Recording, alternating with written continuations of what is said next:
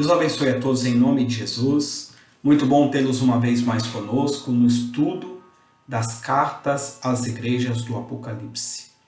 Só recapitulando, no último estudo, nós meditamos na igreja de Esmirna e nós vamos continuar, vai ser a parte 2 do estudo da carta à igreja de Esmirna. Antes de mais nada, vamos orar, vamos falar com Deus nesse momento em nome do Senhor Jesus. Senhor Deus, amado e querido Pai, ó Deus, em o nome do Senhor Jesus, estamos aqui reunidos pela fé virtualmente uma vez mais, Senhor, para buscarmos a Tua direção, para juntos, meu Pai, nos inclinarmos ao estudo da Tua Palavra. Então abençoa cada um participante, a cada participante, Senhor, desse estudo, trazendo a Tua direção, trazendo, Pai, assim o Teu alento, a Tua renovação ao coração de cada um, em nome do Senhor Jesus. Amém. Glória a Deus, irmãos. Então, só para a gente poder aqui recapitular, a gente leu a igreja de Esmirna. Vamos dar uma lida novamente também, ela é curtinha, mas veja que deu bastante assunto, né? Uma igreja muito bom estudar essa igreja de Esmirna, né? Assim como as outras também. Então vamos dar uma relida aqui no capítulo 2, verso 8, para eu poder voltar onde eu parei na última transmissão, no último estudo que nós falamos da igreja de Esmirna. Diz assim, no verso 8 do capítulo 2 do Apocalipse: Ao anjo da igreja em Esmirna escreve: Estas coisas diz o primeiro e o último, que esteve morto e tornou a viver. Conheço a tua tribulação, a tua pobreza, mas tu és rico, e a blasfêmia dos que a si mesmos se declaram judeus e não são, sendo antes sinagoga de Satanás. Não temas as coisas que tens de sofrer. Eis que o diabo está para lançar em prisão alguns dentre vós, para serdes postos à prova. E tereis tribulação de 10 dias. Ser fiel até a morte, e dar-te-ei a coroa da vida. Quem tem ouvidos, ouça o que o Espírito diz às igrejas. O vencedor de nenhum modo sofrerá dano da segunda morte. Glória a Deus, irmãos. Então, estava a comentar sobre essa igreja, sobre as qualidades, né? Uma igreja que não recebeu reprovação, que tinha como reprovação o fato dela ser pobre, mas que o próprio anjo, o próprio Senhor a considera como uma igreja rica, uma igreja forte. Então, meus irmãos, eu falei da última vez sobre a questão da blasfêmia dos judeus, né? Daqueles que se diziam judeus e não eram. Então, hoje eu quero continuar aqui no verso 10, que diz: Não temas as coisas que tens de sofrer. E diz assim o estudo: o conforto oferecido por Jesus não é o livramento do sofrimento. Olha que interessante, né? Jesus disse: no mundo tereis aflições. Então ele não, em nenhum momento, eu costumo dizer que a Bíblia é muito clara, é muito categórica quando diz que no mundo, o que é o mundo? Na vida, né? Na nossa caminhada com Deus, nós teríamos tribulações. Mas Jesus, ele não deixa a gente a ver navios, né? Ele diz: mas tende bom ânimo, porque eu venci o mundo. Irmão, tenha bom ânimo. Levanta-te, ergue-te do pó.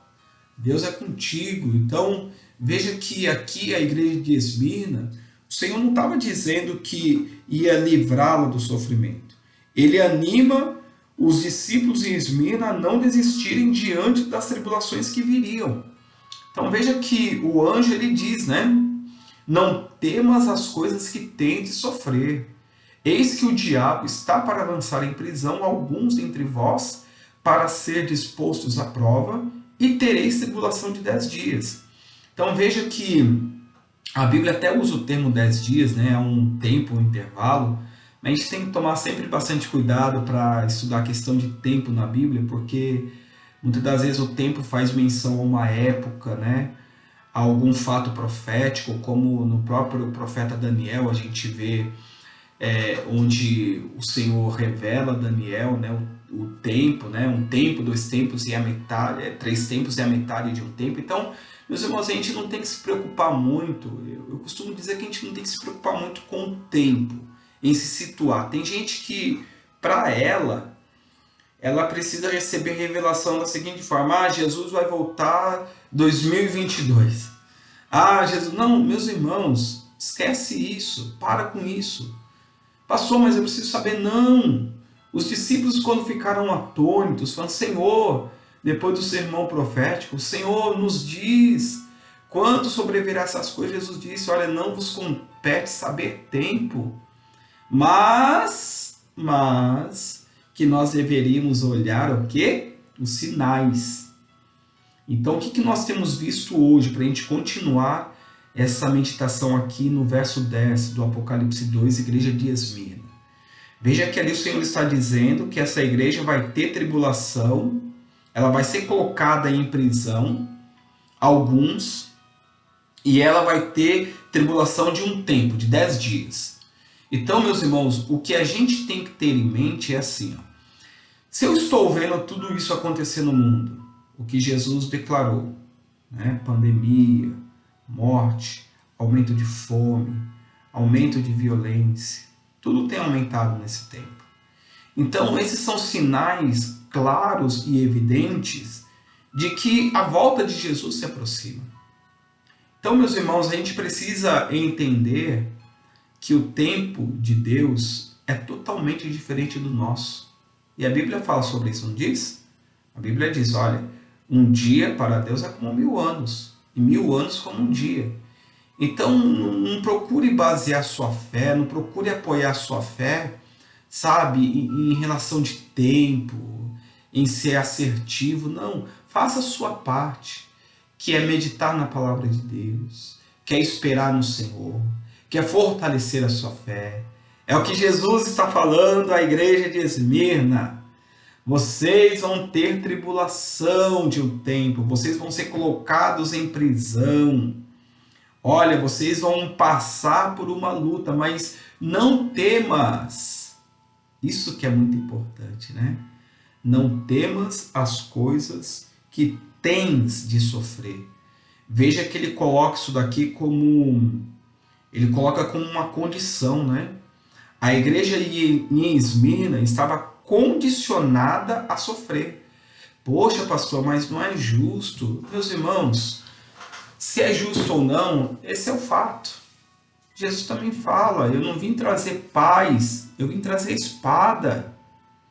Jesus fala, meus irmãos, então não se engane. A gente ora, a gente clama ao Senhor para derramar paz, a gente clama a Deus para abençoar, mas, meus irmãos, o fato é que nós estamos vivendo tempos sombrios. E a igreja de Jesus tem que fazer a diferença nesse tempo. Então veja que a condição da igreja de Esmirna era passar pelo sofrimento. Mas Jesus disse, não temas. Você quer conforto maior que esse? Do que Deus falando ao teu coração? Deixa eu chegar pertinho aqui de vocês. Deus falando, não temas. Pastor, que susto. Meus irmãos, então, sabe, até descontrair um pouco aqui, mas é muito sério isso, a Bíblia está dizendo. Né? Olha, você vai passar por luta, mas fica firme, não temas. Né? E dando continuidade aqui ao estudo, diz assim, o conforto oferecido por Jesus não é o livramento do sofrimento. Ele anima os discípulos, né, a continuarem firmes. Covardes são os que não têm esperança em Cristo. Desculpa, é até, meus irmãos, uma palavra dura, mas se eu não me engano está aqui no Apocalipse mesmo. Pastor, o senhor está chamando de covarde? Não sou eu não, meus irmãos. Eu não... Deus me livre. Mas a Bíblia diz, olha, ouça isso daqui. Quanto, porém, aos covardes, aos incrédulos, aos abomináveis, aos assassinos, aos impuros, aos feiticeiros, aos idólatras e a todos os mentirosos, a parte que lhes cabe será no lago que arde com fogo e enxofre, a saber, a segunda morte. Apocalipse 21:8. Tá vendo? Então a Bíblia está dizendo, olha, quanto porém aos covardes, aos mentirosos, aos feiticeiros, a parte que lhes cabe será no lago de fogo e enxofre, a saber, a segunda morte. E veja que é exatamente o contrário que o Senhor promete à igreja de Esmirna. Ele diz, olha, quem tem ouvidos, ouça o que o Espírito diz às igrejas. O vencedor de nenhum modo sofrerá o dano da segunda morte, tá vendo? Qual que é o dano da segunda morte? O lago de fogo e enxofre. Então, queridos irmãos, não se engane. A gente não pode se acovardar. Às vezes eu procuro ser até um pouco comedido, sabe? Para realmente não ofender ninguém. Mas fato, meus irmãos, que a igreja, ela tem que ser valente nesse tempo de hoje. Ela tem que ser uma igreja de posicionamento. E é exatamente o que o anjo estava dizendo à igreja de Esmirna. Você vai sofrer, mas seja forte, não temas. Não se acovarde diante daquilo que você está passando. Meus irmãos, então eu posso decretar e dizer aqui que o que você está passando não é nada em relação àquilo que está por vir para aqueles que não forem salvos, que não alcançarem a salvação. Isso é apenas, sabe, meus irmãos, é fichinha, é café pequeno, como diz o outro. Então, eu preciso, assim como a igreja de Esmirna, ser valente, ser uma igreja de posicionamento, como eu estava falando. Eu como pastor, sabe, como responsável de levar o Evangelho de Cristo, eu muitas das vezes vejo isso, não digo na igreja em si, na nossa igreja, como um todo. Desculpem. A igreja precisa se posicionar. Pastor, o que o senhor quer dizer com isso? A igreja precisa sair, revoltar? Não. A igreja precisa confiar, acreditar. Existem pessoas tremendamente abaladas, sabe, por tudo que tem acontecido. Mas haverá um tempo, isso está no Apocalipse, não saindo do foco, em que os homens procurarão a morte, mas a morte fugirá deles. Aí sim, aí, meus irmãos, aí pode entrar em desespero. Enquanto o Espírito Santo está conosco, nos fortalecendo, nós temos que fazer ir em frente. Ir em frente. E aí, para terminar aqui, diz assim, né? Pessoas que fogem da sua responsabilidade de diante de Jesus por medo de sofrer, olha, é até forte isso que eu vou dizer, mas não são dignas, né? É o que o Apocalipse 21:8 disse. Não são palavras minhas, são palavras, é a palavra de Deus. Não são dignas, meus irmãos. Porque naquele grande dia o Senhor vai falar, olha, você é digno de entrar no gozo do Senhor. Pessoas que ensinam que o servo fiel será próspero e livre de sofrimento nesta vida, não acreditam nas palavras que Jesus mandou à igreja de Esmirna, tá vendo? O evangelho da conveniência. Pessoas que pautam a sua fé no evangelho da conveniência, de que, não, olha, agora é só vitória, né? Agora é só alegria. Tem nada disso não, a Bíblia não ensina isso não. E eu procuro realmente, sabe, meus irmãos, pregar a palavra como ela é.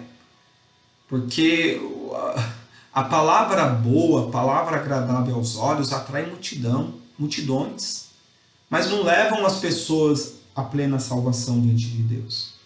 O cristão precisa entender que ele vai passar por lutas, mas que Deus está com ele. E aí vai dizer também aqui ainda no verso 10, o diabo está para lançar em prisão alguns entre vós. O diabo é visto como uma fonte de perseguição. Alguns seriam presos, provavelmente aguardando o julgamento e possivelmente a morte. Veja, falei que essa igreja de Esmirna era uma igreja estratégica, era um local estratégico, portuário. Veja que aqui, meus irmãos, a Bíblia está dizendo sobre um sofrimento real mesmo. Não é uma parábola, não. Isso é real. Que, olha, alguns entre vós vão ser colocados em prisão.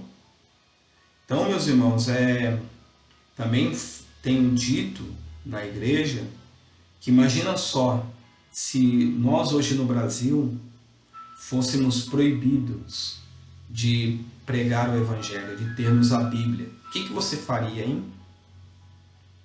Você sabe que essa é uma realidade em muitas partes do mundo. A gente fala sobre o Oriente Médio, mas em outras partes. Depois vê lá Portas Abertas.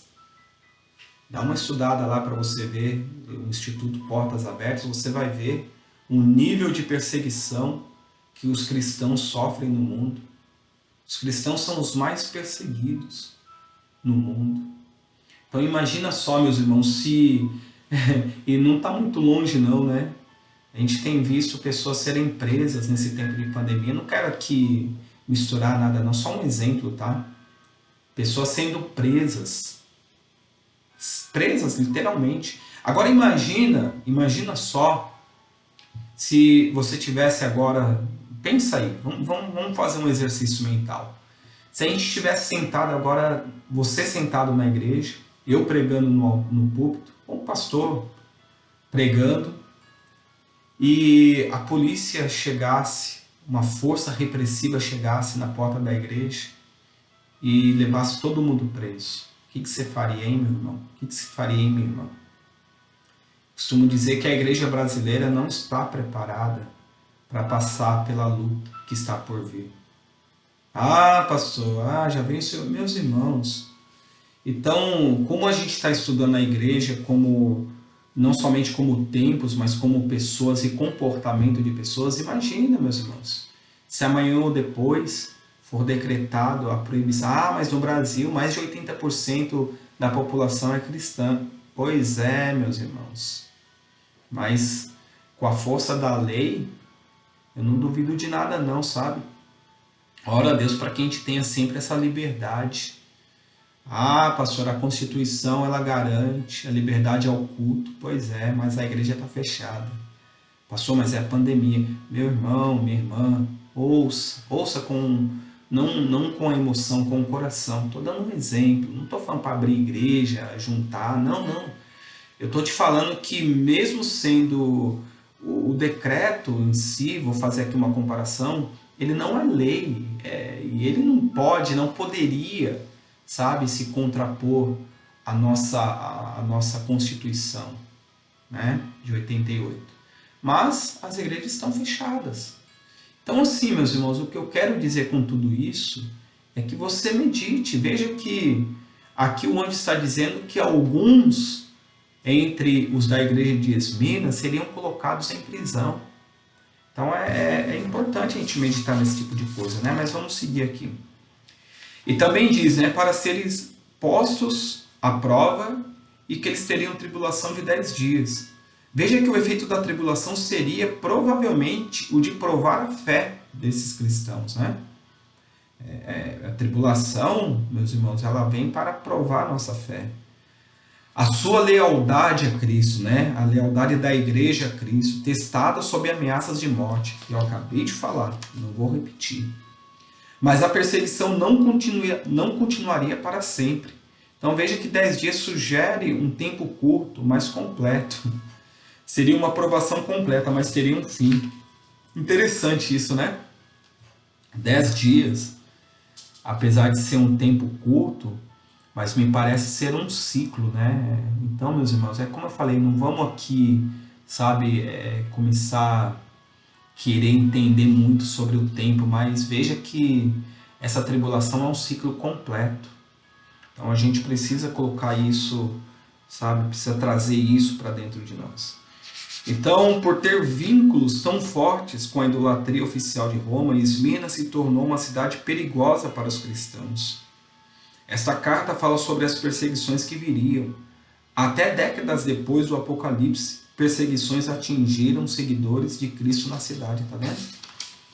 Então, é o que Jesus disse, né? Bem-aventurados sois quando por minha causa fores perseguido e disserem calúnias contra vós. Regozijai e sabeis que grande é o vosso galardão, porque assim também perseguiram os profetas que vieram antes de vós.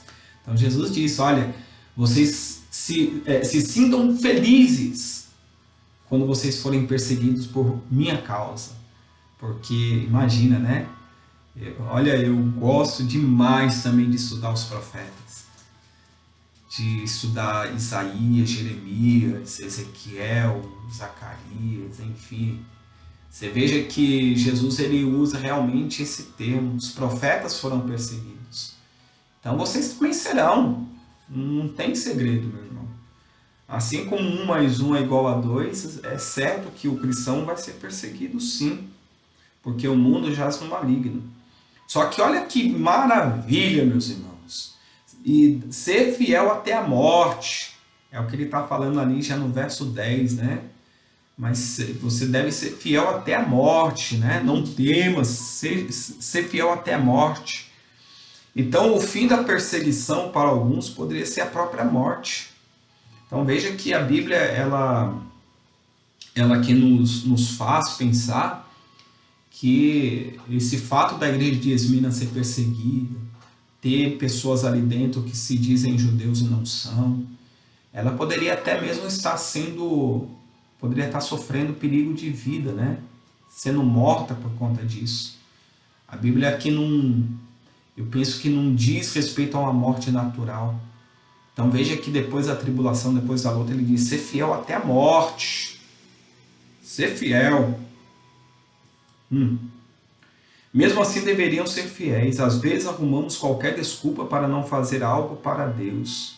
Mas nada, meus irmãos, nem a nossa própria vida deve ser mais importante do que a nossa fidelidade a Deus. Como Paulo diz, né? Quem nos separará do amor de Deus? Aos Romanos, se eu não me engano. Nem altura, nem profundidade, nem anjos, nem principados. Aí ele termina dizendo, né? Nem a morte. E aí em João, acho que Jesus fala, né? Eu acho que é o Evangelho de João, que aquele que está em Cristo, ainda que morra, viverá. Eu tenho certeza que você deu um glória a Deus aí no teu coração. Então, meus irmãos, ser fiel até a morte. Aí ele diz, qual que vai ser o resultado disso? E dar-te-ei a coroa da vida. A palavra coroa, em grego, é Stephanos. Refere-se à coroa de vitória. Coroa da vida vem de Deus, o único que pode dar a vida, né? Tem algumas referências aqui. Então, aqueles que amam a vida de Jesus receberão a coroa da justiça. Tem até uma referência aqui que eu quero ler com vocês, 2 Timóteo 4,8, fala exatamente sobre esse assunto. Eu tenho outras referências aqui, depois eu vou deixar fixado no comentário do vídeo, tá bom? Para vocês poderem meditar. E diz assim, já agora a coroa da justiça me está guardada, a qual o Senhor, reto juiz, me dará naquele dia, dia com D maiúsculo, o grande dia, né? E não somente a mim, mas também a todos quantos amam a sua vinda. Veja, quem estava falando isso, né? O apóstolo Paulo, que passou por tantas lutas, né? Para poder honrar o Evangelho de Cristo. Ali no finalzinho da sua trajetória ele diz, né? Guardei a fé, completei a carreira, guardei a fé. Então, é importante, né, meus irmãos, que a gente venha manter essa fidelidade. E muitas das vezes não vai ser fácil. Veja, o que pode ser mais ameaçador do que perder a própria vida? O que pode ser? Nada. Mas aquele que guardar, que for fiel até a morte, vai receber a coroa da vida. E aí a Bíblia termina dizendo, né? Quem tem ouvido, ouça o que diz, o que o Espírito diz à igreja. Então, o vencedor não sofrerá, não é isso? De modo algum o dano da segunda morte. Então, meus irmãos, o dano da segunda morte aqui é o castigo. Quero terminar aqui esse vídeo dizendo que aquele que for fiel até a morte, a Bíblia garante que ele não sofrerá o dano da segunda morte. Até aqui no Apocalipse mesmo tem um versículo forte que fala sobre isso, diz assim, ó: bem-aventurado e santo é aquele que tem parte na primeira ressurreição. Sobre esses a segunda morte não tem autoridade. Pelo contrário, serão sacerdotes de Deus e de Cristo e reinarão com ele os 1000 anos, o milênio, né? Apocalipse 20 e verso 6. Então, meus irmãos, bem-aventurados somos nós, que por mais que enfrentemos lutas, a gente vai reinar o milênio e a eternidade com o nosso Senhor. Então, Jesus também garante, né, que aqueles que são fiéis, eles não vão sofrer o dano da segunda morte.